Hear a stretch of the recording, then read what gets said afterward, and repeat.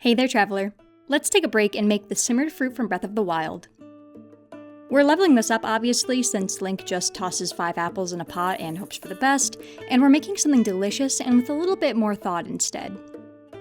We'll need 2 Granny Smith apples, 2 boxes of blackberries, 1 pint of blueberries, a 1/4 teaspoon of ground cinnamon mixed with an 1/8 teaspoon of nutmeg, 3 tablespoons of sugar to taste, a teaspoon of fresh lemon juice as well as some zest, a teaspoon of vanilla extract mixed with a 1/2 teaspoon of almond extract, and 2 teaspoons of cornstarch mixed with 4 tablespoons of water.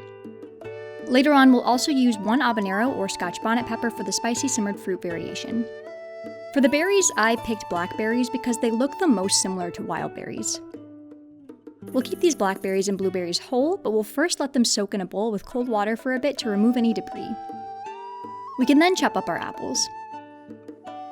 Make sure to keep a small bowl by your station so that you don't have to run back and forth to the trash. We've picked Granny Smith because they have a good amount of tartness and we can adjust the amount of sugar that we put in to our own tastes. You can use a more expensive apple like Honeycrisp, but not in this economy. Plus, that would be like making a burger out of Wagyu.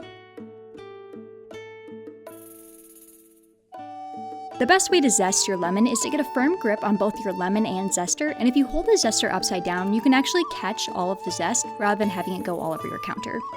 You also want to apply very light pressure so that you only get the outer layer of the zest and not the bitter pith. For a teaspoon of lemon juice, I'm just going to cut off the outer end here rather than cut the entire lemon. First, we'll just toss everything in a pot over medium heat. We're stirring gently to coat the fruit as evenly as possible. As it cooks, the natural sugars will start to caramelize, which will deepen the flavor. We'll simmer this for about 10 or 15 minutes, just enough time to comb through that inventory and get rid of that korak leaf you've been carrying around. And be honest with yourself, you should find Beetle and sell that amber you've been hoarding all game. Stir occasionally to make sure nothing burns and that all the flavors meld together.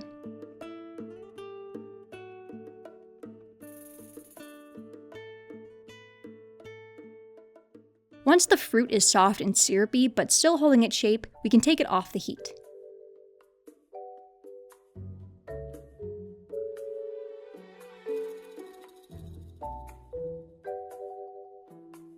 We'll serve it warm, just as if it came right out of the cooking pot. To serve, you can always eat it straight out of the bowl, just like Link does, but let's try making a good base for it first. After all, we haven't been asleep for 100 years, so we still remember our manners.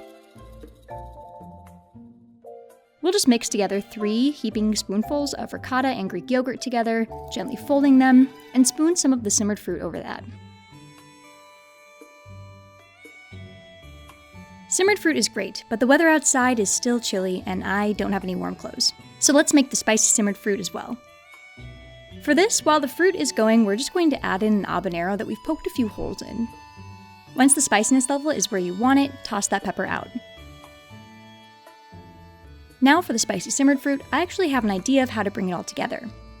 I'm going to slice a few slices of sourdough, butter them up on one side, and cut up some slices of brie. Place the sourdough butter side out on a warm pan, then layer your brie, and then add in some of that spicy simmered fruit as well. We want to let this go for a while on lowish heat so that the brie can melt, but the sourdough doesn't brown unevenly or too much. Once it's browned on both sides, let's take it off the heat and slice it up. This reminded me of a sort of hot pepper jelly, and it was well worth the ingredients. And time-wise, I did feel as though I was in and out of the kitchen. And there you have it, simmered fruit, but a delicious version with some more practical uses. It's sweet, comforting, and just a thing after a long day of adventuring. And don't forget to save before you do anything dumb. If you enjoyed this video, make sure to subscribe to see more and leave a like if you're feeling it. I'm a new channel, so this really helps me out. I'll see you next time.